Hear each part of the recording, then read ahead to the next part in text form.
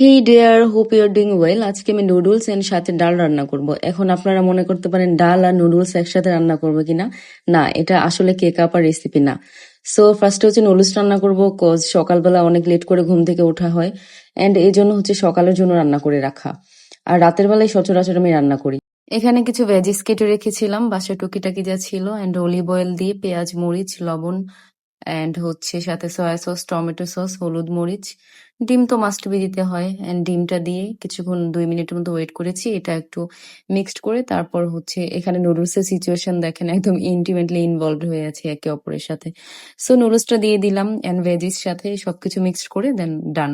Noodles হতে বেশি time লাগে না, অনলি 10 থেকে 12 মিনিট টাইম দিয়ে নুডলস কমপ্লিট হয়ে যায় এন্ড খেতে অসাধারণ ছিল।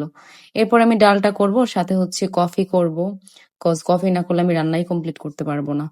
দেন ডালটা ফার্স্টে সেদ্ধ দিয়েছিলাম হচ্ছে হলুদ, মরিচ, লবণ এন্ড পরিমাণ মতো পানি দিয়ে ডালটা সেদ্ধ দিয়ে দিলাম। আফটার অল 25 মিনিট লাগবে মেবি ডালটা সেদ্ধ হতে।